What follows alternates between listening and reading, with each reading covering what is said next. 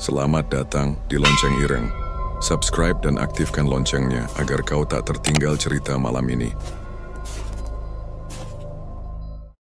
Desa Sukamaju terhampar di lembah yang dikelilingi perbukitan hijau. Tempat sawah menguning bagai permadani dan angin membawa aroma tanah basah setelah hujan. Di ujung desa, sebuah rumah panggung sederhana berdiri di tepi jalan tanah, dikelilingi pagar bambu yang mulai rapuh. Rumah itu milik Pak Kardi dan Ibu Maimunah. Pasangan yang dikenal ramah namun hidup sederhana. Di rumah itu, dua anak kembar mereka, Gina dan Gita, menjalani hari-hari yang penuh kontras, bagai dua sisi mata uang yang tak pernah sejajar.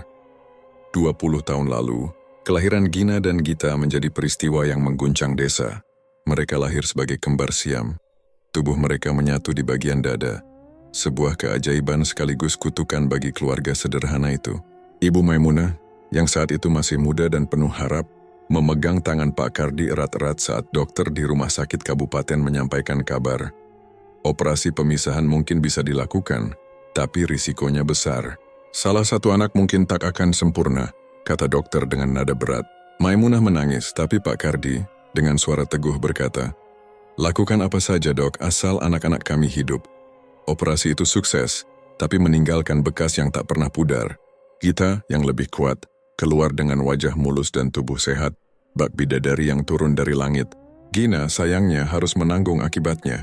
Wajahnya cacat, kulit di sisi kiri wajahnya mengerut dan penuh bekas luka bakar, membuatnya tampak berbeda. Matanya yang bening tetap indah, tapi tak cukup untuk menghapus pandangan kasihan dari orang-orang. Sejak kecil Gina belajar bahwa dunia lebih kejam dari yang ia bayangkan. Pagi itu, sinar matahari menyelinap melalui celah-celah dinding kayu rumah panggung. Ibu Maimunah sibuk di dapur, menyiapkan sarapan sederhana. Nasi jagung, sambal teri, dan lalapan kol playo. Aroma asap kayu bakar memenuhi udara, bercampur dengan suara ayam berkokok di halaman. Gina duduk di beranda, tangannya memegang cermin kecil yang sudah retak di pinggirnya. Ia menatap bayangannya, menelusuri garis-garis bekas luka di wajahnya dengan ujung jari. "Kenapa harus aku?" Gumamnya pelan, suaranya nyaris tenggelam oleh deru angin pagi. Di dalam rumah, Gita berdiri di depan cermin besar di kamar yang mereka bagi. Ia mengenakan kebaya sederhana berwarna kuning. Rambut panjangnya tergerai indah. "Bu, kebaya ini bagus kan?" serunya sambil berputar. Senyumnya cerah seperti matahari di luar. Ibu Maimunah muncul dari dapur, menyekat tangan di kain sarungnya. "Bagus Gita, cantik sekali anak ibu," katanya, matanya berbinar bangga. Gina yang mendengar dari beranda menunduk. Kata-kata itu bagai pisau kecil yang menikam hatinya. Pak Kardi masuk dari halaman, membawa seikat kayu bakar. Wajahnya yang penuh kerut menunjukkan tahun-tahun kerja keras sebagai petani. Ia melihat Gina di beranda dan mendekat. "Gina, bantu bapak taruh kayu ini di dapur ya," katanya lembut. Gina mengangguk, meletakkan cermin di sampingnya dan mengikuti ayahnya. "Bapak tahu kamu suka ngaca, tapi jangan kebanyakan melamun," ujar Pak Kardi sambil tersenyum, mencoba menghibur. Gina hanya tersenyum tipis, tak ingin ayahnya tahu betapa cermin itu adalah teman, sekaligus musuh baginya. Di meja makan, keluarga itu duduk bersama. Gita berceloteh tentang acara arisan di balai desa sore nanti. Matanya berbinar penuh semangat. Katanya, "Buah, ada lomba nyanyi. Aku mau ikut, pasti menang," katanya sambil mengunyah nasi. Ibu Maimunah mengangguk. "Pasti menang Gita, suaramu kan merdu." Gina mengaduk-aduk makanannya, tak ikut bicara. Ia tahu jika ia yang mengatakan ingin ikut lomba, orang-orang mungkin akan menertawakannya. "Gina, kamu nggak mau ikut arisan? Ramai loh, nanti ada kue-kue enak," tanya Gita dengan nada yang terdengar polos tapi ada sedikit nada mengejek di ujungnya. Gina menggeleng pelan. "Enggak, aku mau bantu ibu di rumah," jawabnya singkat. Ibu Maimunah memandang Gina dengan iba, tapi tak berkata apa-apa. Ia tahu Gina lebih suka menyendiri ketimbang menghadapi tatapan orang-orang di desa. Setelah sarapan, Gita bergegas ke kamar untuk bersiap ke balai desa. Gina membantu Ibu Maimunah mencuci piring di dapur. "Gina, kamu nggak usah dengar omongan orang ya," kata Ibu Maimunah tiba-tiba. Suaranya lembut tapi penuh kekhawatiran. "Ibu sama bapak sayang sama kamu, sama seperti Gita." Gina mengangguk tapi hatinya berkata lain. Ia tahu orang tuanya menyayanginya, tapi cinta mereka tak bisa menghapus perbedaan yang dunia berikan padanya dan Gita. Sore menjelang, Gita berangkat ke arisan dengan kebaya kuningnya. Rambutnya dikepang rapi. Beberapa tetangga yang lewat memuji, "Wah Gita cantik banget." kayak bidadari. Gina, yang sedang menyapu halaman, mendengar pujian itu dan menunduk. Ia menyapu lebih keras seolah ingin menghapus rasa sakit dari hatinya. Pak Kardi, yang sedang memperbaiki pagar, memperhatikan Gina dari kejauhan. "Gina, istirahat dulu nak, jangan capek-capek," katanya. Gina hanya mengangguk, tapi tangannya tak berhenti menyapu. Malam tiba dan Gita pulang dengan wajah berseri. "Aku menang lomba nyanyi, Bu. Dapat hadiah kain batik," serunya sambil memamerkan kain itu pada Ibu Maimunah. Gina duduk di sudut ruang tamu, membaca buku tua yang sudah lusuh. Ia tak mengangkat wajah, tapi telinganya menangkap setiap kata Gita. "Gina, lihat ini. Bagus kan?" tanya Gita, mendekatkan kain itu ke wajah Gina. "Iya, bagus," jawab Gina datar tanpa memandang. Gita terkikik, lalu berlalu ke kamar, meninggalkan Gina dengan pikirannya sendiri. Malam itu setelah semua orang tertidur, Gina bangun dari ranjangnya. Ia berjalan pelan menuju cermin kecil di sudut kamar. Cahaya bulan yang masuk dari jendela menyinari wajahnya, memperlihatkan bekas luka yang selalu ia benci. Ia menatap bayangannya lama, tangannya gemetar. "Kenapa aku nggak bisa seperti Gita?" bisiknya pada cermin. Air mata mengalir di pipinya, tapi ia cepat-cepat menyekanya. Ia tak ingin orang tuanya tahu ia menangis lagi. Di ranjang sebelah, Gita tidur nyenyak, tak peduli pada luka yang Gina simpan di hatinya. Hari-hari di rumah itu terus berjalan seperti biasa. Gita selalu menjadi pusat perhatian, dengan tawa dan ceritanya yang memenuhi rumah. Gina sebaliknya semakin menarik diri. Ia sering menghabiskan waktu di beranda, membaca atau hanya menatap sawah di kejauhan. Ibu Maimunah dan Pak Kardi berusaha menjaga keseimbangan, tapi mereka tak bisa menutup mata dari kenyataan. Dunia lebih memilih Gita. Gina, dengan luka di wajah dan hatinya, belajar sejak kecil bahwa hidup tak selalu adil. Wajahnya yang cacat, akibat operasi pemisahan kembar siam, membuatnya menjadi bayang-bayang di sisi saudarinya yang cantik. Setiap hari, ia belajar bahwa kehidupan tak hanya tentang cinta orang tua, tapi juga tentang tatapan dan kata-kata orang lain yang bisa menyayat hati. Pagi itu, Gina berjalan menyusuri jalan setapak menuju pasar desa, membawa keranjang anyaman untuk membantu Ibu Maimunah berbelanja. Angin sepoi-sepoi membelai wajahnya, tapi tak mampu mendinginkan perih di hatinya. Di pasar, para pedagang ramai menjajakan dagangan, ikan segar, sayuran hijau, dan rempah-rempah yang harum. Gina melangkah pelan, kepalanya tertunduk berusaha tak menarik perhatian. Namun, tatapan orang-orang selalu menemukannya. "Itu Gina, kembarannya Gita ya? Kasihan wajahnya," bisik seorang ibu penjual sayur kepada tetangganya. Gina mendengar, tapi ia pura-pura tak peduli. Tangannya meremas erat gagang keranjang. Di sekolah, perbedaan itu semakin terasa. Gina dan Gita duduk di kelas yang sama, tapi dunia mereka bagai langit dan bumi. Gita selalu dikelilingi teman-teman yang memuji kecantikannya, tertawa pada setiap candaannya, dan mengajaknya bermain saat istirahat. Gina sebaliknya sering duduk sendiri di sudut kelas, membaca buku atau mencoret-coret kertas. Suatu hari saat pelajaran olahraga, Bu Guru menyuruh siswa membentuk kelompok untuk lomba estafet. Gita langsung menjadi rebutan, sementara Gina berdiri di pinggir lapangan tak ada yang memilihnya. "Gina, kamu gabung kelompokku aja ya," kata Gita dengan senyum manis, tapi nada di suaranya terdengar seperti belas kasihan. Gina mengangguk tapi hatinya panas. Ia tahu Gita hanya ingin terlihat baik di depan guru. Sepulang sekolah, Gina dan Gita berjalan pulang bersama. Gita berceloteh tentang teman-temannya, tentang cowok yang menggodanya di kelas dan rencananya ikut lomba tari di acara kemerdekaan. Gina hanya mendengarkan, langkahnya pelan di belakang. "Kamu nggak pengen ikut lomba, Gin?" tanya Gita, melirik saudarinya dengan senyum yang tak tulus. "Enggak, aku nggak suka ramai-ramai," jawab Gina singkat, matanya tertuju ke tanah. Gita terkikik, "Ya sayang dong, padahal seru loh." "Aku pasti menang." Gina mengepalkan tangan, menahan diri agar tak membalas. Di rumah Ibu Maimunah selalu berusaha menyeimbangkan kasih sayangnya. Saat Gina membantu di dapur, memotong bumbu untuk sayur, Ibu Maimunah berkata, "Gina, kamu pinter banget bantu ibu. Kita nggak bisa gini." "Loh?" Gina tersenyum kecil, tapi kata-kata itu tak cukup menghapus luka. Ia tahu ibunya berusaha, tapi dunia di luar rumah tak pernah selembut itu. Saat makan malam, Gita bercerita tentang rencana lomba tari, dan Pak Kardi mendengarkan dengan antusias. "Pasti cantik kita menari. Bapak bangga deh," katanya. Gina menunduk mengaduk nasi di piringnya. Ia ingin ayahnya juga memujinya. Tapi ia tak tahu harus berbuat apa untuk mendapat perhatian seperti Gita. Ketimpangan itu tak hanya datang dari teman atau tetangga, tapi juga dari keluarga besar. Suatu hari saat keluarga berkumpul di rumah Mbah Sari nenek mereka, perbedaan itu kembali menyakitkan. Mbah Sari memeluk Gita erat, memuji kecantikannya. "Kita ini kayak bidadari ya, nanti pasti dapat jodoh kaya," katanya sambil tertawa. Lalu ia menoleh ke Gina, wajahnya berubah penuh iba. "Gina, kamu sehat kan? Itu yang penting," ujarnya, tangannya menepuk pundak Gina pelan. Gina mengangguk tapi hatinya terasa seperti ditusuk. Ia ingin berteriak bahwa ia lebih dari sekadar sehat, tapi kata-kata itu tak pernah keluar.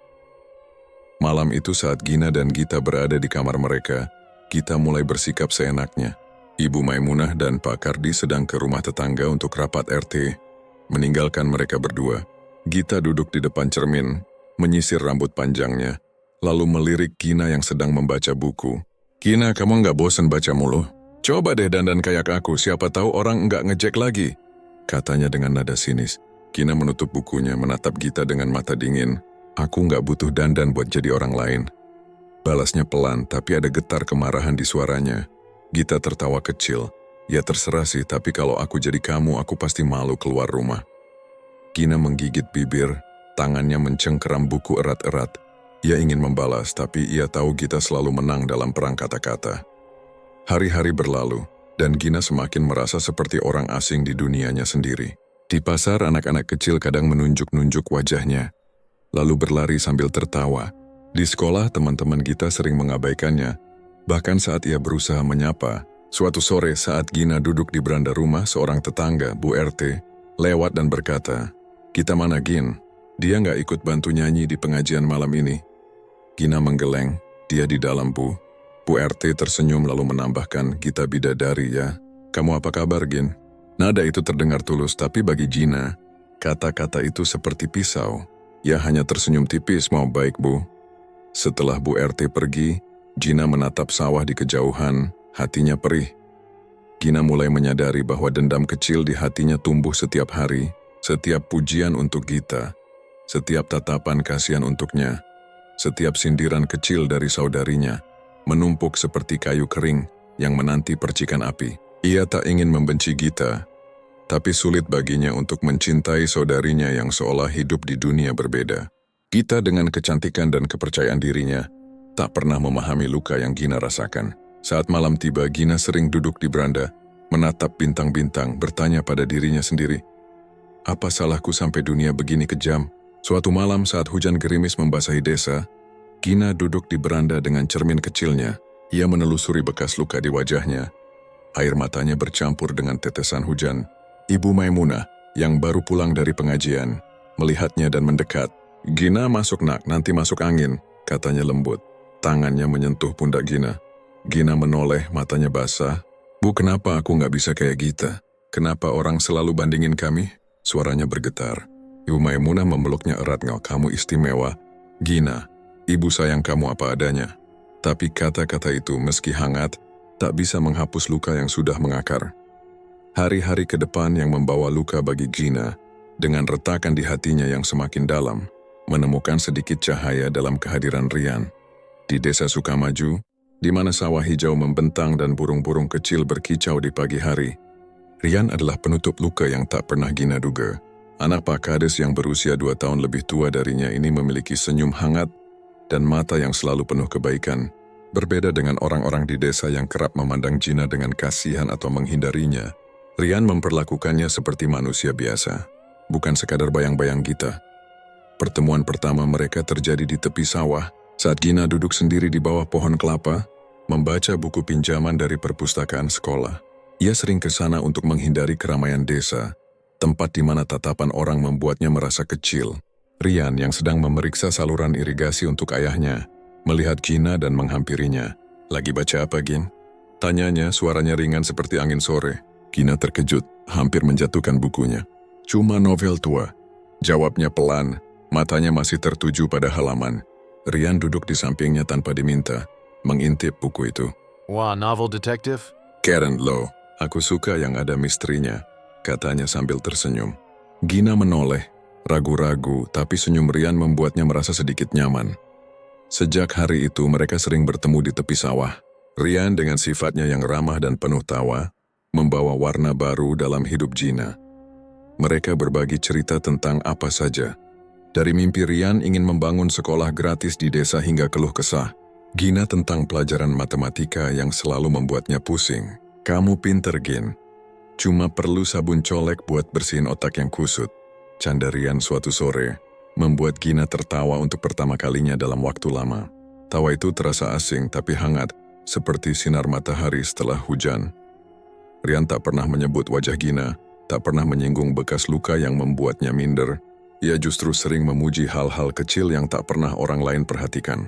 Kamu punya hati yang baik, Gina, katanya suatu hari saat mereka duduk di tepi sungai kecil yang mengalir di belakang sawah.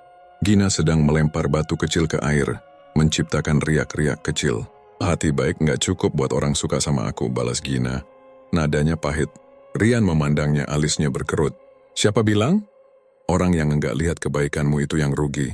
Bukan kamu, katanya tegas. Gina tersenyum kecil, hatinya menghangat. Untuk pertama kalinya, ia merasa seseorang benar-benar melihat dirinya, bukan hanya cacat di wajahnya. Namun, tanpa sepengetahuan Gina, Rian juga dekat dengan Gita. Gita, dengan kecantikan dan pesonanya, sering mengobrol dengan Rian di balai desa atau saat acara-acara kampung. Gina tak pernah melihatnya karena ia jarang ikut keramaian. Rian, dengan sifatnya yang terbuka, memang mudah bergaul dengan siapa saja. Tapi Gina tak tahu bahwa Gita sering mencuri perhatian Rian dengan senyum manis dan candaannya yang lincah. Bagi Gina, Rian adalah miliknya, bukan dalam arti romantis, tapi sebagai satu-satunya orang yang membuatnya merasa berharga. Suatu sore, saat matahari mulai tenggelam dan langit berwarna jingga, Gina dan Rian duduk di atas jembatan kayu kecil yang melintasi sungai. Mereka membawa sekaleng biskuit tua yang Rian bawa dari rumah. Coba ini, Gin. Biskuit kesukaan emakku, katanya bikin mood bagus, katanya sambil menyodorkan kaleng itu. Gina mengambil satu, menggigitnya pelan. Enak, Yan. Emakmu pinter milih biskuit, katanya sambil tersenyum. Rian tertawa. Iya, tapi jangan bilang-bilang, nanti dia minta aku beli lagi. Mereka tertawa bersama. Suara mereka bergema di antara deru air sungai. Saat itu Gina merasa dunia tak sekejam biasanya. Persahabatan mereka tumbuh seiring waktu. Gina mulai berani bermimpi, membayangkan hari-hari di mana ia tak lagi merasa tersisih. Rian sering mengajaknya ke acara kecil di desa, seperti menonton wayang kulit atau membantu panitia hajatan tetangga. Ayo Gin, ikut. Seru loh, nanti ada ketoprak gratis, ajak Rian suatu kali, matanya berbinar. Gina ragu. Takut pada tatapan orang-orang, tapi Rian tak menyerah. Kalau ada yang ngejek, bilang aja sama aku. Aku jagain, katanya. Setengah bercanda tapi penuh keyakinan. Gina akhirnya setuju, meski hatinya masih berdebar. Di acara wayang kulit itu, Gina berdiri di belakang kerumunan, berusaha tak menarik perhatian. Rian berdiri di sampingnya, sesekali menjelaskan cerita wayang dengan nada antusias. Itu Semar, Gin. Dia bijaksana tapi suka bercanda, katanya sambil menunjuk layar. Gina mengangguk, tersenyum kecil. Untuk sesaat ia lupa pada bekas luka di wajahnya, lupa pada bisik-bisik tetangga. Tapi saat acara selesai, Gita muncul dari kerumunan. Rambutnya tergerai indah dan langsung menghampiri Rian. Yan, tadi seru ya? Aku suka banget bagian Arjuna, katanya dengan suara merdu. Rian tersenyum. Iya, Git. Arjuna emang jagoan. Gina menunduk, perasaan hangat di hatinya tiba-tiba memudar. Ia tak tahu mengapa, tapi melihat Gita dan Rian mengobrol membuat dadanya sesak. Malam itu, saat Gina berbaring di ranjangnya, pikirannya dipenuhi Rian. Ia tak berani menyebutnya cinta, tapi ia tahu Rian adalah orang yang membuatnya merasa hidup. Di sisi lain ranjang, Gita bersenandung pelan, menyanyikan lagu yang ia dengar di acara tadi. Gina, kamu tadi ikut nonton wayang ya? Kok nggak bilang sih?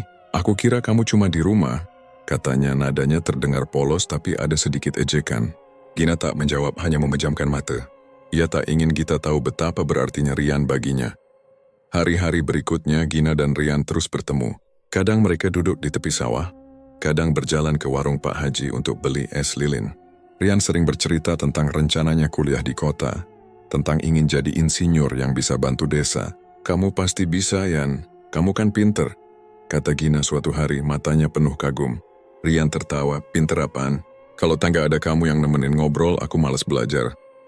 Gina tersipu, tapi hatinya berbunga. Ia mulai berani bermimpi. membayangkan masa depan di mana ia tak lagi sendiri, di mana ada Rian di sisinya. Namun bayang-bayang Gita selalu mengintai. Suatu sore saat Gina menunggu Rian di tepi sawah seperti biasa, ia melihat Rian berjalan bersama Gita dari kejauhan. Gita tertawa lepas, tangannya menyentuh lengan Rian dengan santai. Gina merasa dadanya seperti ditusuk. Ia ingin berlari, tapi kakinya terpaku. Saat Rian melihatnya, ia melambai, "Gina." Ayo sini, kita mau ke warung. Gina mengangguk tapi langkahnya berat. Ia tahu, meski Rian baik padanya, Gita selalu punya cara untuk mencuri perhatian. Persahabatan mereka, yang selama ini menjadi pelarian dari dunia yang kejam, kini membawa perasaan baru. Perasaan yang tak berani ia sebut cinta, tapi membuat jantungnya berdetak lebih kencang. Rian dengan senyumnya yang hangat dan kata-katanya yang lembut, telah menjadi lebih dari sekadar teman. Gina mulai bermimpi, membayangkan dunia di mana ia bukan hanya bayang-bayang Gita, tapi seseorang yang dilihat dan disayangi Rian.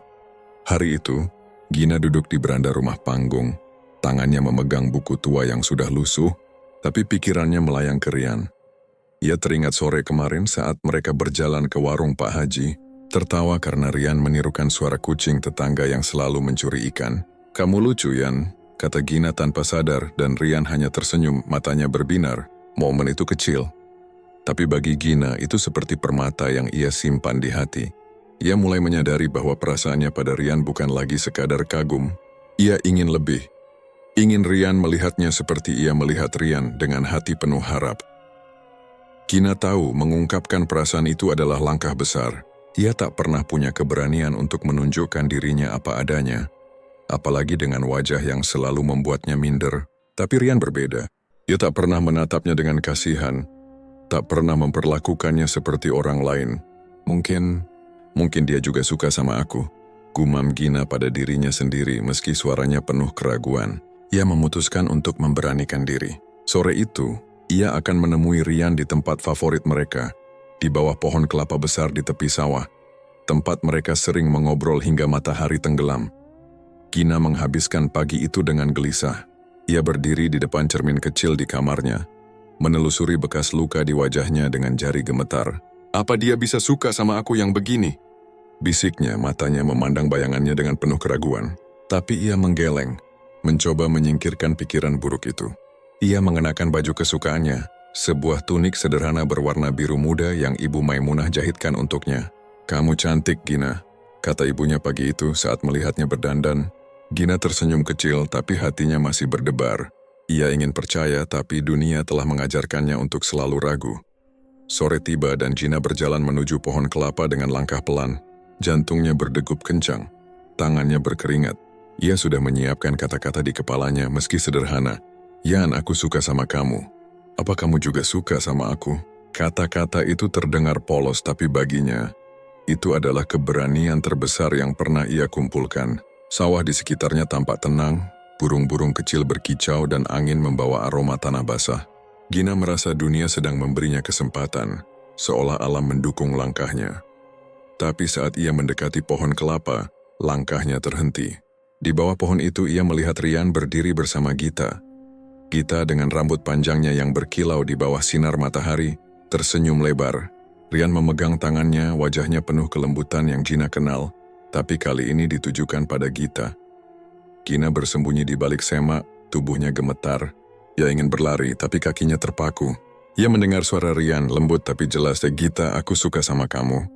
Dari dulu aku suka, cuma nggak berani bilang." Gita terkikik, tangannya memainkan ujung rambutnya. "Aku tahu, Yan. Aku juga suka sama kamu," jawabnya dengan nada genit.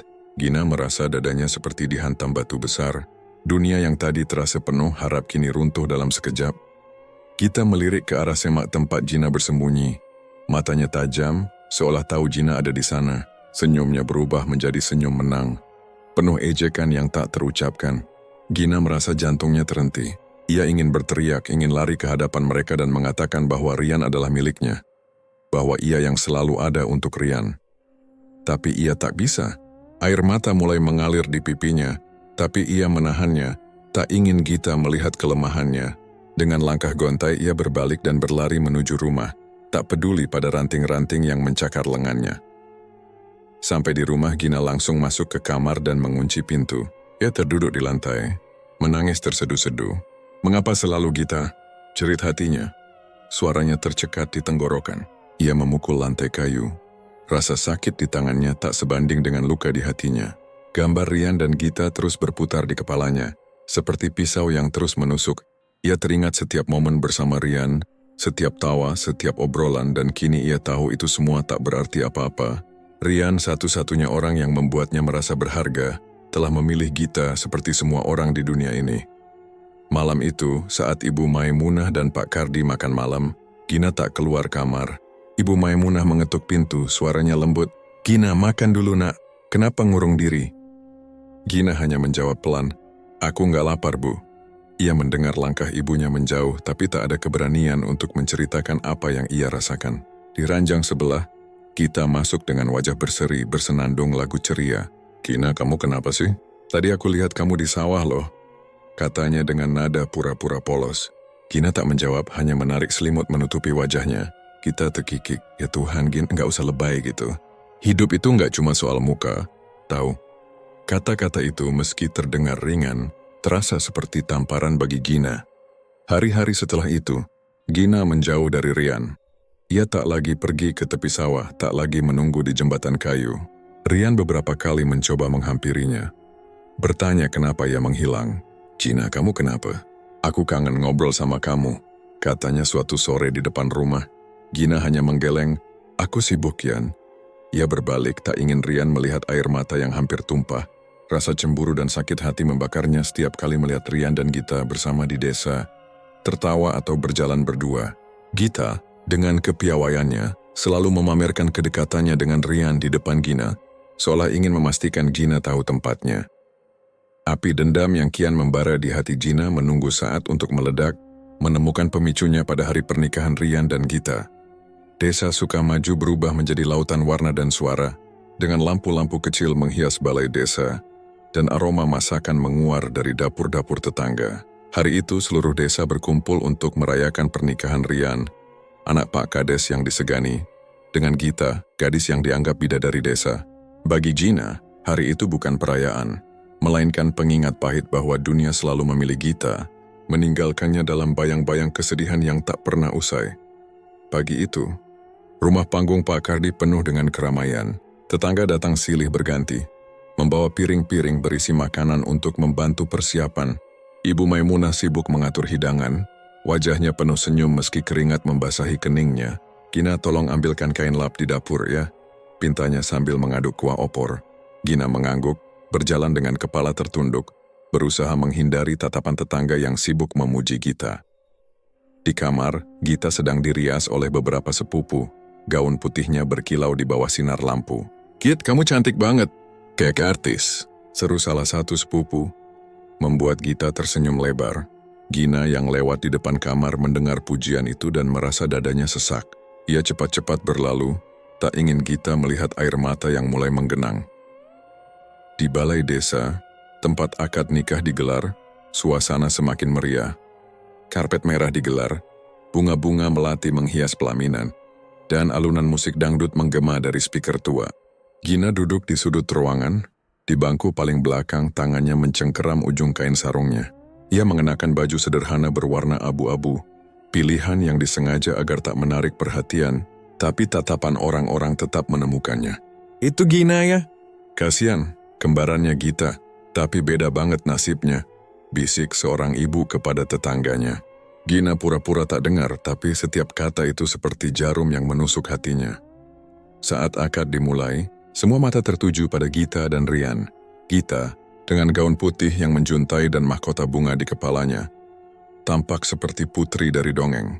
Rian mengenakan beskap hitam tersenyum lebar, matanya penuh cinta saat menatap Gita. Gina menunduk tak sanggup melihat. Ia teringat senyum Rian yang dulu ditujukan padanya saat mereka mengobrol di tepi sawah. Kini senyum itu milik Gita. "Mengapa harus dia?" gumam Gina dalam hati. Suaranya tenggelam di antara sorak-sorai tamu saat akad selesai. Setelah akad, acara berlanjut dengan pesta. Meja-meja penuh dengan hidangan, soto, rendang, dan kue-kue tradisional.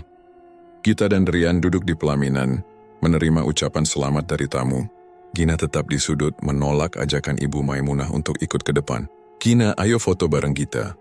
Ini momen bahagia, kata ibunya. Tangannya menyentuh pundak Gina dengan lembut. Gina menggeleng. Aku di sini aja, Bu, nggak suka ramai. Ibu Maimunah memandangnya dengan iba tapi tak memaksa. Ia tahu Gina sedang berjuang dengan luka yang tak terlihat. Di tengah keramaian, Gina merasa seperti orang asing. Warga desa terus berbisik tentang nasib kembar yang kontras. Kita dapat suami seperti Rian, pantaslah cantik gitu, tapi Gina... Ya Tuhan, kasihan, kata seorang tetangga. Suaranya pelan tapi cukup keras untuk sampai ke telinga Gina. Ia mengepalkan tangan, menahan air mata. Ia ingin berlari, tapi kakinya terasa berat. Ia hanya bisa duduk, menatap Gita yang bersinar di pelaminan dikelilingi pujian dan tawa. Saat malam tiba, pesta mulai reda. Tamu-tamu pulang, meninggalkan balai desa yang kini dipenuhi piring kotor dan bunga-bunga yang layu. Gina membantu membersihkan, membawa piring ke dapur belakang. Pak Kardi mendekatinya. Wajahnya lelah tapi penuh kehangatan. Gina, makasih ya udah bantu. Kamu anak baik, katanya, tangannya menepuk pundak Gina. Gina tersenyum kecil tapi hatinya tetap kosong. Kata-kata ayahnya tak bisa menghapus rasa terkucil yang ia rasakan sepanjang hari. Setelah semua selesai, Gina tak tahan lagi berada di rumah yang penuh sisa-sisa kebahagiaan Gita. Ia menyelinap keluar, berjalan menuju tepi sungai kecil di belakang desa. Bulan purnama menerangi langkahnya, membuat air sungai berkilau seperti permata.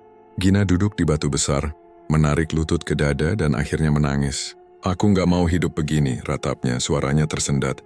Ia membayangkan Gita, yang kini resmi menjadi istri Rian, tertawa bahagia di sisinya. Gambar itu seperti pisau yang terus menusuk. Kenapa selalu dia yang dapat semua? Kenapa aku cuma dapat luka? Bisiknya pada angin malam. Di tepi sungai, Gina merasa dunia begitu tidak adil. Ia teringat saat-saat bersama Rian. Ketika ia berani bermimpi bahwa mungkin suatu hari Rian akan memilihnya. Tapi mimpi itu kini hancur. Terkubur di bawah gaun putih Gita dan senyum Rian yang tak lagi untuknya. Dendam yang selama ini hanya bara kecil di hatinya kini membesar, seperti api yang diberi angin.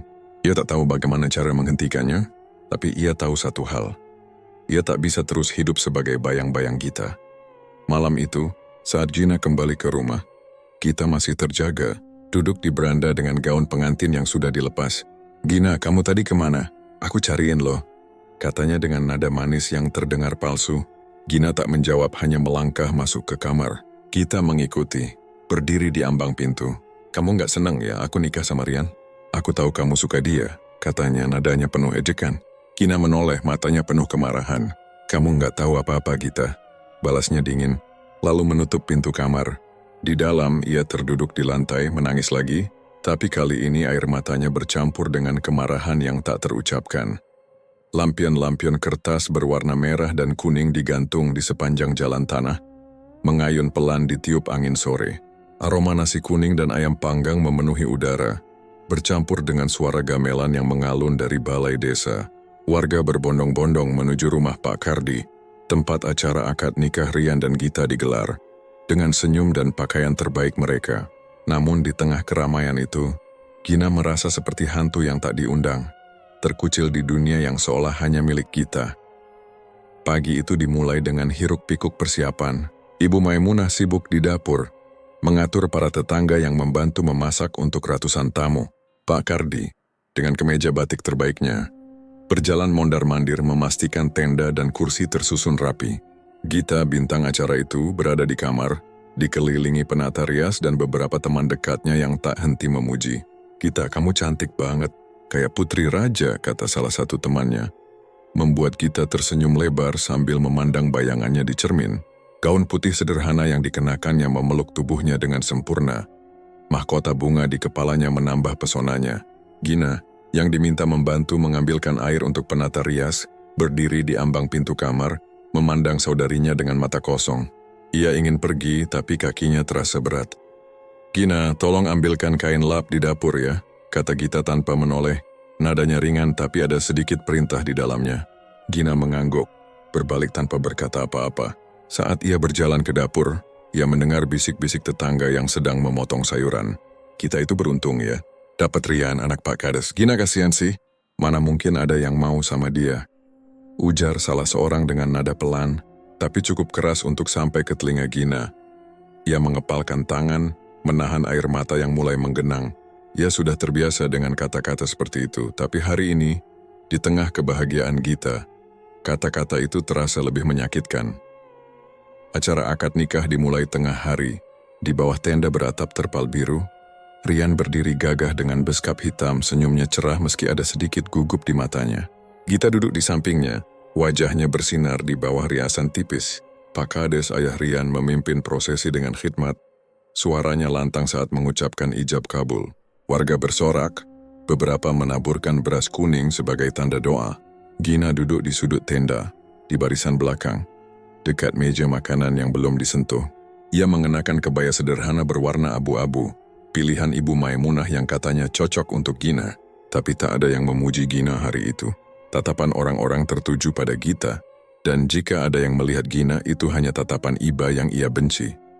"Gina, kamu nggak ikut foto bareng Gita sama Rian?" tanya Ibu Maimunah, yang tiba-tiba muncul di sampingnya. Gina menggeleng pelan, "Enggak Bu, biar Gita aja." Ibu Maimunah memandangnya dengan mata penuh kasih lalu memeluknya erat. "Kamu anak ibu sama seperti Gita. Ibu sayang kalian berdua," katanya lembut. Gina tersenyum kecil, tapi pelukan itu tak bisa meredakan luka di hatinya. Ia tahu ibunya tulus, tapi cinta ibunya tak cukup untuk menghapus kenyataan bahwa dunia selalu memilih Gita. Saat resepsi malam tiba, suasana semakin meriah. Gamelan digantikan dangdut koplo, dan warga mulai menari di tengah lapangan. Gita dan Rian menjadi pusat perhatian, berjalan bergandengan tangan, menerima ucapan selamat dari tamu. Gina tetap di sudut, tangannya memainkan ujung kebaya, berusaha tak menatap pasangan itu, tapi matanya tak bisa berbohong. Setiap senyum Rian pada Gita, setiap pelukan yang mereka bagi terasa seperti pisau yang menikam dadanya. Ia teringat hari-hari di tepi sawah, saat Rian tertawa bersamanya, saat ia berpikir mungkin ada harapan. Kini harapan itu hancur terkubur di bawah gaun putih Gita dan senyum Rian. "Gita sama Rian cocok banget ya, kayak pasangan di sinetron," kata seorang tamu di dekat Gina, suaranya penuh kagum. "Iya, Gita itu bidadari, keren dapet cowok kayak Rian," sahut yang lain. Gina menunduk, berusaha menutup telinga dari bisik-bisik itu. Tapi kata-kata itu terus terdengar, seperti nyanyian yang tak pernah berhenti. "Gina kasihan ya. Kembar, tapi nasibnya beda banget." Lanjut seorang lagi, nadanya penuh iba. Gina bangkit dari kursinya, tak tahan lagi. Ia berjalan menjauh dari tenda, menuju halaman belakang rumah. Tempat kegelapan menyembunyikannya dari keramaian. Malam itu, setelah tamu mulai pulang dan musik mereda, Gina menyelinap keluar rumah. Ia berjalan menuju tepi sungai kecil di belakang desa, tempat yang dulu sering ia kunjungi bersama Rian. Air sungai berkilau di bawah cahaya bulan, mengalir pelan dengan suara yang menenangkan. Gina duduk di batu besar, menarik lutut ke dada dan akhirnya menangis. "Aku nggak mau hidup begini," ratapnya, suaranya tenggelam oleh gemericik air. "Kenapa selalu Gita? Kenapa aku nggak pernah cukup?" Air matanya jatuh ke tanah bercampur dengan embun malam. Ia memandang bayangan bulan di air, merasa seperti bayangan itu sendiri. Ada, tapi tak pernah benar-benar dilihat. Di kejauhan, suara tawa dari sisa tamu masih terdengar. Gina tahu Gita dan Rian sedang menikmati malam mereka. Dikelilingi pujian dan kebahagiaan, ia membayangkan Gita tertawa. Rambutnya tergerai indah, sementara Rian memandangnya dengan cinta. Gambar itu membuat dadanya sesak, tapi juga menyalakan sesuatu di dalam dirinya. Kemarahan yang selama ini ia pendam. Gita nggak pantas dapat semuanya. Gumamnya, tangannya mencengkeram rumput di sampingnya. "Aku juga berhak bahagia." Kata-kata itu meski hanya bisikan, terasa seperti janji yang ia buat pada dirinya sendiri. Saat ia kembali ke rumah, lampion-lampion sudah dimatikan, dan hanya beberapa lampu minyak yang masih menyala. Gita sedang duduk di beranda, melepas mahkota bunga dari kepalanya. Ia melirik Gina, yang berjalan dengan wajah basah air mata. "Gina, kamu kemana aja?" "Tadi aku cari loh," katanya dengan nada pura-pura peduli. Gina tak menjawab, hanya melangkah masuk ke kamar. Gita mengikuti, tersenyum kecil. "Kamu nggak usah sedih gitu, Gin. Nanti juga kamu dapat cowok kok. Banyak yang baik di luar sana," katanya. Tapi nada ejekannya tak bisa disembunyikan. Gina memandangnya tajam. "Jangan sok tahu, Gita."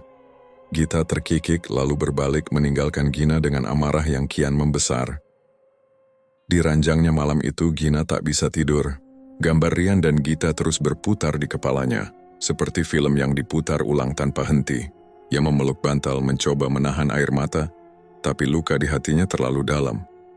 Malam itu setelah menangis hingga air matanya kering, Gina masih duduk di batu besar di tepi sungai kecil Sukamaju. Air mengalir pelan, mencerminkan cahaya bulan yang pucat, seolah mencerminkan kesedihan yang membelenggu hatinya. Angin malam membawa aroma tanah basah dan daun-daun basah. Tapi tak ada yang bisa menenangkan gejolak dalam dirinya. Dendam pada Gita yang kini menjadi istri Rian, telah menjadi api yang tak lagi bisa ia padamkan. Ia ingin menjadi seseorang yang dilihat, bukan hanya bayang-bayang yang selalu diabaikan. Di tengah isaknya yang pelan, Gina mendengar suara gemerisik dari semak-semak di dekatnya. Ia menoleh, waspada, mengira itu hanya binatang malam. Tapi dari balik bayang-bayang, seorang kakek tua muncul, langkahnya pelan dan sedikit membungkuk. Ia mengenakan kain sarung lusuh dan baju kemeja yang sudah pudar warnanya. Tangannya memegang pancing sederhana dari bambu. Wajahnya penuh kerut tapi matanya tajam, seolah bisa melihat jauh ke dalam jiwa. Kakek itu duduk di batu lain tak jauh dari Gina. Tanpa berkata apa-apa, memasang umpan di kailnya dan melemparkannya ke air. Gina memandangnya sekilas, lalu kembali menunduk. Tak ingin orang asing melihat wajahnya yang basah air mata. Tapi kakek itu seolah tahu apa yang ada di pikirannya. Berbicara dengan suara serak tapi penuh wibawa. Malam begini, anak gadis kok sendirian di sini? Apa yang bikin hatimu sesak, nak? Tanyanya, matanya tetap tertuju pada air sungai. Gina terkejut. Tak menyangka orang asing akan peduli. Ia ingin mengabaikan. Tapi ada sesuatu dalam nada kakek itu yang membuatnya merasa diperhatikan. Cuma lagi pengen sendiri, kek. Jawabnya pelan, suaranya parau. Kakek itu tersenyum kecil, seolah tahu Gina berbohong. Hidup itu kadang kejam ya. Ada yang selalu dapat semua, ada yang cuma dapat sisa, katanya. Seolah membaca isi hati Gina. Gina menoleh, matanya membelalak. Kakek tahu apa tentang hidupku? Tanyanya, nadanya sedikit tajam tapi penuh rasa ingin tahu. Kakek itu memandangnya untuk pertama kali. Matanya seolah menembus kegelapan. Aku tahu luka di hati itu lebih sakit daripada luka di wajah. Katanya, suaranya lembut tapi penuh makna. Gina terdiam, merasa telanjang di hadapan orang asing ini. Tanpa menunggu jawaban, kakek itu melanjutkan. Aku dengar keluhmu tadi, nak. Kamu ingin jadi seperti saudaramu, ingin dunia lihat kamu. Aku bisa bantu tapi ada harga yang harus dibayar. Gina mengerutkan kening, jantungnya berdetak lebih kencang. Bantu gimana, kek? Tanyanya, suaranya bercampur harap dan takut. Kakek itu menarik pancingnya, memeriksa kail yang kosong lalu menatap Gina dengan serius. Aku bisa bikin kamu cantik, lebih cantik dari siapapun. Bikin orang-orang yang dulu ngejek nunduk malu. Tapi nak, setiap keajaiban punya bayangan gelap. Kamu sanggup tanggung konsekuensinya? Gina menatap kakek itu, pikirannya berputar. Dendam pada Gita, luka dari tatapan orang-orang, dan rasa sakit melihat Rian memilih saudarinya membakar dadanya.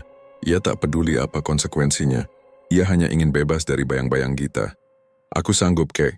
Apapun itu aku mau, katanya, suaranya tegas meski tangannya gemetar. Kakek itu mengangguk pelan, seolah sudah menduga jawaban itu. Ia merogoh saku kainnya, mengeluarkan 2 benda kecil yang dibungkus kain merah. Ini susuk kecantikan, bikin wajahmu bercahaya. Dan ini, katanya sambil menunjuk benda kedua, susuk kemaluan, bikin siapapun yang kamu inginkan tak bisa lepas dari kamu. Tapi ingat nak, sekali dipakai kamu nggak bisa balik lagi. Dan bayangannya akan selalu ngikutin. Gina menatap benda-benda itu, jantungnya berdetak kencang. Susuk itu terlihat seperti jarum kecil berwarna keemasan, memancarkan kilau aneh di bawah cahaya bulan. Ia tahu cerita tentang susuk dari para tetua desa. Benda mistis yang bisa mengubah nasib tapi sering membawa petaka.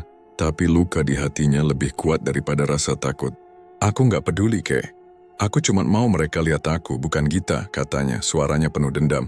Kakek itu mengangguk lagi, lalu menyerahkan kedua susuk itu. Pasang sendiri di rumah, di depan cermin pas tengah malam. Ucapkan apa yang kamu inginkan dalam hati. Tapi jangan lupa, nak, apa yang kamu minta akan balik ke kamu suatu hari. Gina menggenggam kain merah itu. Tangannya terasa panas seolah benda itu hidup. Kakek itu bangkit, mengambil pancingnya dan berjalan menjauh ke dalam kegelapan tanpa berkata apa-apa lagi. Gina memandang ke arahnya, tapi kakek itu seolah lenyap di telan malam. Ia menatap susuk di tangannya. Jantungnya berdetak antara takut dan harap. Malam itu ia pulang ke rumah dengan langkah yang lebih ringan. seolah beban di hatinya sedikit terangkat. Di kamar, saat Gita sudah tertidur dengan senyum puas di wajahnya, Gina menunggu hingga tengah malam. Tepat saat jam dinding berdentang pelan, menandakan tengah malam, Gina berdiri di depan cermin kecil di kamarnya. Cahaya bulan menyelinap melalui jendela, menerangi wajahnya yang penuh bekas luka. Ia membuka kain merah, menatap kedua susuk itu. Dengan tangan gemetar, ia mengambil susuk kecantikan, menempelkannya di pipinya, dan berbisik dalam hati, "Aku mau jadi cantik, lebih cantik dari Gita." Ia merasakan tusukan kecil, tapi anehnya tak ada darah. Lalu ia mengambil susuk kemaluan, memasangnya dengan bisikan, "Aku mau Rian cuma lihat aku." Cermin seolah bergetar dan Gina merasa wajahnya hangat, seperti ada aliran energi yang mengalir di kulitnya. Saat ia menatap cermin lagi, ia hampir tak mengenali bayangannya. Bekas luka di wajahnya memudar, kulitnya tampak mulus dan bercahaya. Matanya, yang dulu menjadi satu-satunya kebanggaannya, kini bersinar lebih terang.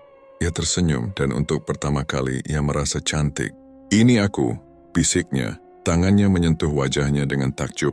Ia tak tahu apa konsekuensi yang kakek itu maksud, tapi saat itu ia tak peduli. Ia merasa kuat, merasa hidup seperti kupu-kupu yang keluar dari kepompongnya.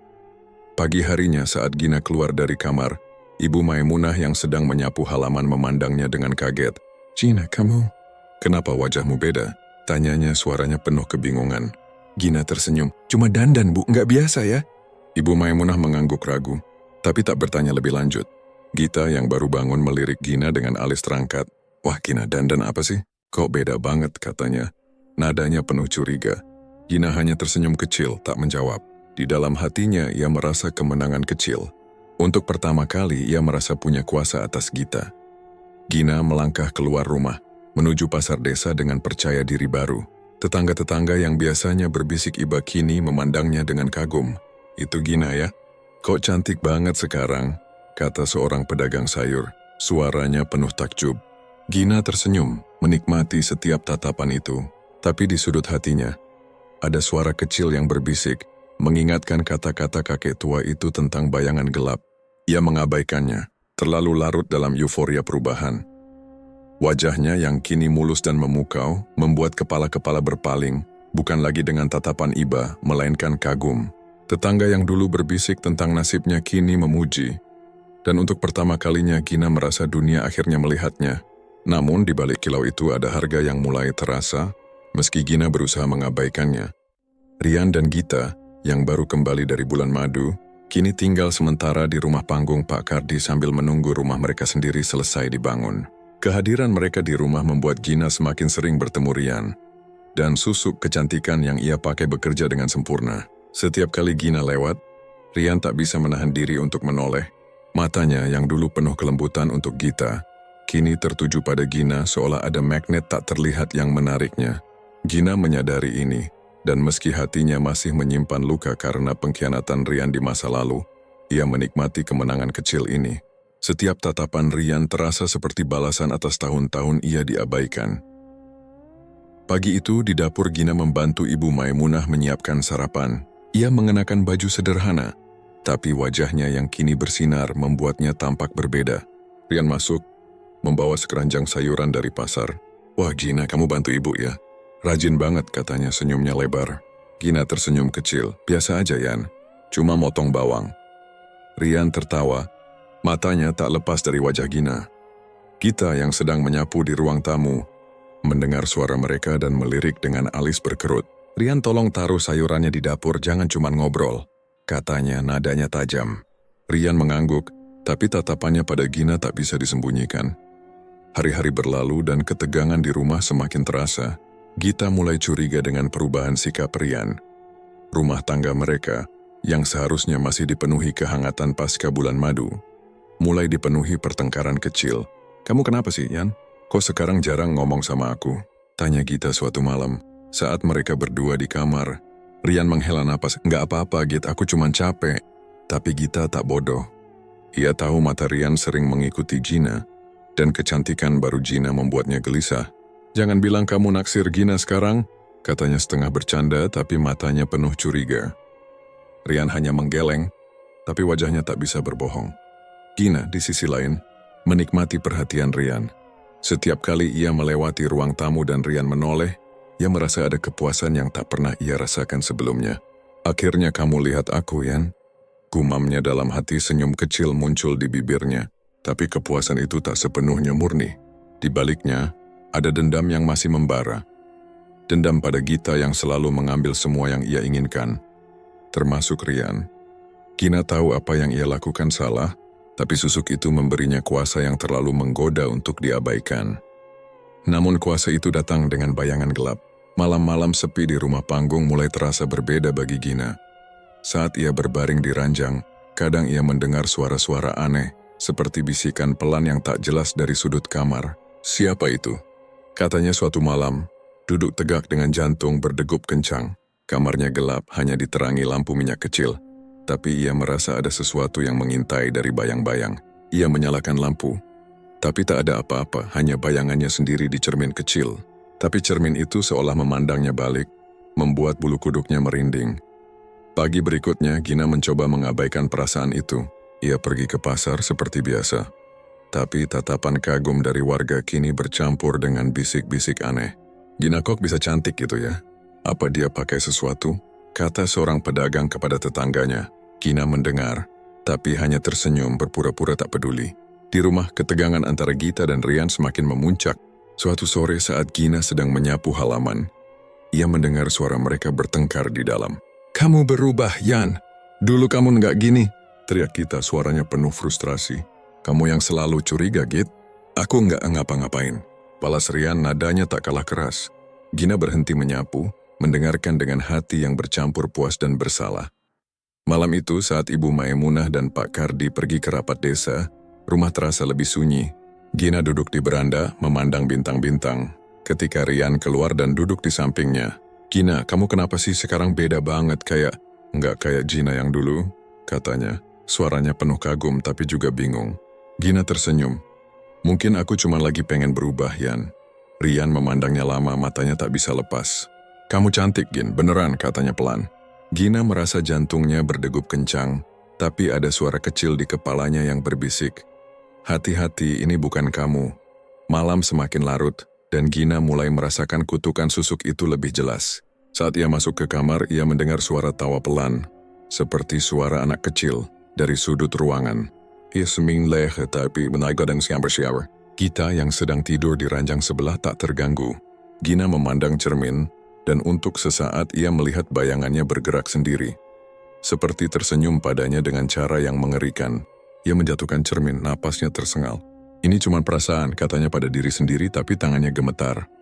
Hari-hari berikutnya, pesona Gina semakin kuat. Rian hampir tak bisa menahan diri untuk tidak mencuri pandang. Dan Gita semakin sering memandangnya dengan curiga. "Gina, kamu ngapain sih? Kok Rian selalu ngeliatin kamu?" tanya Gita suatu pagi. Nadanya penuh amarah. Gina hanya mengangkat bahu. Mungkin dia cuma kagum sama adik iparnya. Gita memandangnya tajam. "Jangan macam-macam, Gina, dia suamiku." Gina tersenyum kecil, tapi di dalam hatinya ia merasa kemenangan itu semakin dekat.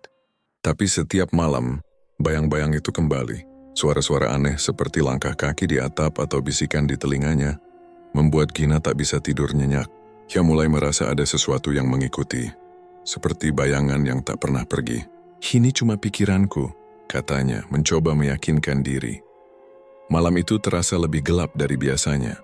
Langit tertutup awan tebal, menyembunyikan bulan dan bintang, seolah alam sendiri meramalkan tragedi yang akan terjadi. Rumah panggung Pak Kardi sunyi, hanya diterangi lampu minyak yang berkedip-kedip di sudut ruangan. Ibu Maimunah dan Pak Kardi pergi ke rumah tetangga untuk membantu persiapan hajatan. Sementara Gita ikut bersama mereka untuk mengurus dekorasi. Di rumah hanya Gina dan Rian yang tinggal, sebuah kesempatan yang diciptakan oleh nasib, atau mungkin oleh susu yang kini mengalir dalam darah Gina. Gina duduk di beranda, memandang kegelapan yang menyelimuti sawah di kejauhan. Angin malam membawa hawa dingin yang membuatnya menggigil, tapi di dalam dadanya ada panas yang membakar. Campuran dendam, hasrat, dan kepuasan melihat Rian kini terpikat padanya. Susuk kecantikan dan kemaluan yang ia pakai telah mengubahnya, memberinya kuasa yang dulu hanya ia impikan. Tapi malam itu, suara-suara aneh yang selama ini menghantuinya terasa lebih kuat. Bisikan pelan seperti tawa kecil dari sudut rumah, membuat bulu kuduknya merinding. Ia mencoba mengabaikannya, menganggap itu hanya imajinasinya yang lelah. Rian keluar dari kamar, wajahnya tampak gelisah. Ia duduk di samping Gina, tangannya memegang secawan kopi yang sudah dingin. "Gina, kamu nggak tidur?" Tanyanya, suaranya pelan tapi ada getar aneh di dalamnya. Gina menoleh, matanya bertemu dengan mata Rian yang penuh gairah. "Belum ngantuk, Yan. Lagian rumah sepi gini enak buat mikir," jawabnya sengaja membuat suaranya lembut. Rian tersenyum kecil, tapi matanya tak bisa lepas dari wajah Gina yang kini bersinar di bawah cahaya lampu minyak. "Kamu beneran beda sekarang, Gin. Kayak ada sesuatu yang bikin orang susah ngelepasin pandangan," katanya. Nadanya penuh kagum tapi juga ragu. Gina tersenyum, hatinya berdebar. Ia tahu ini adalah efek susuk kemaluan yang membuat Rian tak bisa menahan diri. Bagian dirinya yang masih waras ingin menghentikan ini. Tahu bahwa apa yang ia lakukan salah, tapi dendam pada Gita yang selalu mengambil semua yang ia inginkan lebih kuat. "Mungkin kamu cuman lagi kangen ngobrol sama aku, Yan," katanya, suaranya genit sengaja memancing. Rian tertawa pelan, tapi matanya semakin gelap, penuh hasrat yang tak bisa ia sembunyikan. "Bukan cuman ngobrol, Gin. Kamu tahu apa yang aku maksud," katanya, suaranya serak. Tangannya perlahan menyentuh lengan Gina. Gina tak menolak. Ia bangkit memandang Rian dengan senyum yang penuh kuasa. "Ayo masuk, Yan. Kita ngobrol di dalam aja," katanya. Langkahnya mengarah ke kamar Gita. Pilihan itu disengaja. Ranjang Gita adalah simbol kemenangan yang ia inginkan. Rian mengikuti langkahnya seperti orang yang terhipnotis. Di dalam kamar, di bawah cahaya lampu minyak yang temaram, Gina berdiri di samping ranjang Gita yang ditutupi kain batik warisan ibunya. "Kamu yakin, Gin?" tanya Rian, suaranya penuh keraguan tapi juga nafsu yang tak terbendung. Gina hanya tersenyum, tangannya menyentuh dada Rian. "Aku yakin." "Yan, kamu kan juga mau," bisiknya, dan itu cukup untuk menghapus keraguan Rian. Malam itu, di atas ranjang Gita, Gina dan Rian menyerah pada hasrat yang dipicu oleh susuk. Suasana kamar terasa panas meski angin malam masuk melalui celah-celah jendela kayu. Tapi di tengah gairah itu, sesuatu berubah. Rian yang tadinya terbuai tiba-tiba membelalak. Wajah Gina, yang tadi tampak cantik memukau, berubah di matanya. Kulitnya seolah meleleh, menjadi wajah mengerikan seperti kuntilanak. Dengan mata cekung dan senyum yang mengerikan. "Gina, kamu..." "Apa ini?" teriaknya panik, mencoba mendorong tubuh Gina menjauh. Tapi tubuh mereka tak bisa terpisah. Susuk kemaluan bekerja dengan kutukannya, membuat mereka gancet, terjebak dalam posisi yang tak wajar. Gina juga panik, tapi ia tak melihat perubahan di wajahnya sendiri. "Rian, kenapa?" "Lepasin aku," jeritnya. Mencoba bergerak tapi tubuhnya seperti dikunci. Rian berteriak ketakutan, wajahnya pucat pasi. "Kamu bukan Gina, kamu..." "Makhluk apa ini?" katanya, suaranya gemetar. Gina menangis bingung dan takut, tak mengerti apa yang terjadi. Kamar yang tadi penuh gairah kini dipenuhi teriakan dan ketakutan. Lampu minyak berkedip seolah ikut merasakan horor yang menyelimuti mereka. Mereka berjuang berjam-jam tapi tak bisa lepas.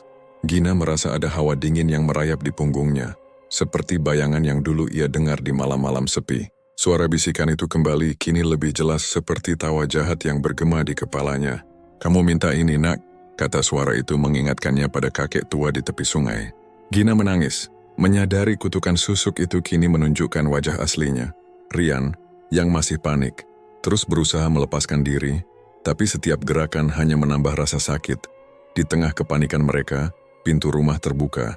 Gita, Ibu Maimunah dan Pak Kardi pulang lebih awal karena hajatan selesai cepat. Gita masuk ke kamarnya dan jeritan nyaringnya memecah kesunyian malam. "Gina, Ryan, apa ini?" teriaknya. Matanya membelalak melihat suaminya dan saudarinya dalam posisi yang mengerikan. Gina menangis, "Gita, tolong. Aku nggak tahu kenapa gini." Tapi Gita tak mendengar. Wajahnya penuh amarah dan kaget. Ibu Maimunah, yang mengikuti dari belakang, pingsan di ambang pintu, tak sanggup melihat pemandangan itu. Pak Kardi berlari masuk, mencoba menenangkan situasi, tapi wajahnya pucat. "Ya Tuhan, apa yang kalian lakukan?" katanya, suaranya gemetar. Mereka mencoba segala cara untuk memisahkan Gina dan Rian, dari menarik hingga menuangkan air suci yang disimpan Ibu Maimunah untuk doa, tapi tak ada yang berhasil. Rian terus berteriak, wajahnya penuh kengerian. Sementara Gina menangis merasa kutukan itu kini menghukumnya. Gita, yang berdiri di sudut kamar, memandang Gina dengan kebencian yang tak pernah ia tunjukkan sebelumnya. Kamu sengaja ya? Kamu mau ambil Rian dari aku? Teriaknya, suaranya penuh amarah. Gina menggeleng. Bukan gitu, Git. Aku nggak tahu kenapa gini. Tapi kata-katanya tenggelam di tengah kemarahan Gita. Cahaya lampu minyak di kamar Gita berkedip-kedip, menerangi Gina dan Rian yang masih terjebak dalam posisi gancet. Tubuh mereka dikunci oleh kutukan susuk yang tak bisa dijelaskan. Jeritan mereka menggema, penuh kepanikan dan ketakutan. Saat pintu kamar terbuka dan Gita berdiri di ambang pintu, matanya membelalak penuh kengerian. Rian, yang masih panik dan lemah karena ketakutan, berusaha berbicara. Gita, tolong. Ini nggak seperti yang kamu pikir. Aku nggak tahu kenapa nggak bisa lepas, katanya, tapi suaranya lemah, penuh kengerian. Gita memandangnya dengan jijik, air mata mulai mengalir di pipinya. Kamu suamiku, Yan, tapi kamu pilih dia adikku sendiri, teriaknya. Menunjuk Gina dengan jari gemetar. Gina menggeleng, air matanya bercampur dengan keringat. Aku cuma mau kamu tahu rasanya, Git. Selalu kamu yang dapat semua. Aku nggak pernah punya apa-apa. Luapnya, akhirnya melepaskan dendam yang selama ini ia simpan. Kata-kata itu seperti pisau, memotong hati Gita dan memicu amarah yang lebih besar. Ibu Maimunah, yang mengikuti Gita ke kamar, berdiri di ambang pintu, wajahnya pucat. Melihat anak kembarnya dalam posisi yang mengerikan, ia menjerit pelan sebelum tubuhnya limbung. Ya Tuhan, anak-anakku. Gumamnya lalu pingsan, jatuh ke lantai dengan suara keras. Pak Kardi berlari masuk, menangkap istrinya sebelum kepalanya membentur dinding. Maimunah, bangun! Serunya, wajahnya penuh kepanikan. Ia menoleh ke Gina dan Rian, matanya penuh kaget dan kebingungan. Apa yang kalian lakuin, Gina? Rian, ini apa? Teriaknya, tapi tak ada jawaban yang jelas dari keduanya. Hanya jeritan dan tangisan.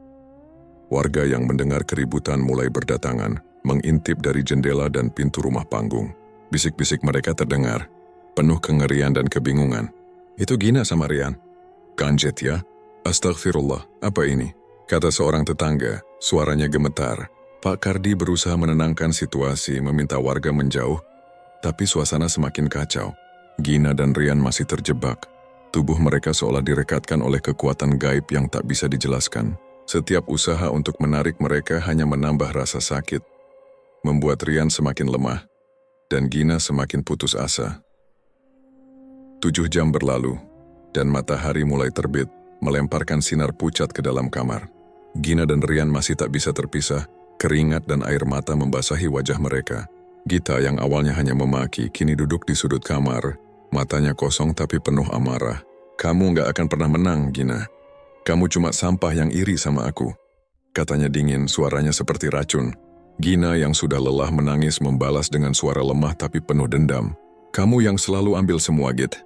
Aku cuma mau apa yang pantas aku dapat. Pertengkaran mereka, penuh dengan luka lama, membuat suasana kamar semakin mencekam.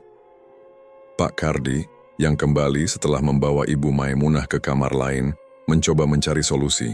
Ia membawa air suci dari masjid desa, menuangkannya ke tubuh Gina dan Rian sambil berdoa, tapi tak ada hasil. Warga yang berkumpul mulai berbisik tentang dukun atau kiai yang bisa membantu, tapi tak ada yang berani mendekat. Gita yang kini berdiri lagi, memandang Gina dengan mata penuh kebencian. Kamu pikir kamu bisa ambil hidupku? Kamu nggak akan pernah jadi aku, teriaknya. Lalu berlari ke dapur, tangannya gemetar karena amarah yang tak terbendung. Dalam keadaan kalap, Gita mengambil golok tua yang tergantung di dinding dapur. Pak Kardi yang melihatnya berteriak, Gita, jangan. Apa yang kamu lakuin? Tapi Gita tak mendengar. Ia kembali ke kamar, wajahnya penuh kemarahan yang buta. Kalau kamu nggak bisa lepas, biar aku bantu. Bentaknya mengangkat golok itu tinggi-tinggi. Gina menjerit, Gita, tidak, tolong. Rian yang sudah lemah, hanya bisa memandang dengan mata penuh kengerian. Dengan satu gerakan cepat, Gita mengayunkan golok memotong kemaluan Rian dalam tindakan yang penuh amarah dan keputusasaan. Darah membanjiri ranjang, dan jeritan Rian mengguncang rumah. Gina menangis histeris, tubuhnya masih terjebak, sementara Rian ambruk, kehabisan darah dalam hitungan menit. Warga yang melihat dari luar berteriak, beberapa lari mencari bantuan, tapi sudah terlambat. Rian terbaring tak bernyawa, wajahnya pucat, matanya terbuka lebar, seolah masih tak percaya pada nasibnya. Gita menjatuhkan golok, tubuhnya gemetar menyadari apa yang baru saja ia lakukan. Rian, tidak, bisiknya, lalu jatuh berlutut menangis terseduh-seduh. Pak Kardi yang menyaksikan semuanya berdiri membeku tak mampu berkata apa-apa. Gina yang akhirnya terlepas dari kutukan gancet saat nyawa Rian hilang, merangkak menjauh wajahnya penuh air mata dan darah. Aku nggak mau gini. Aku nggak mau.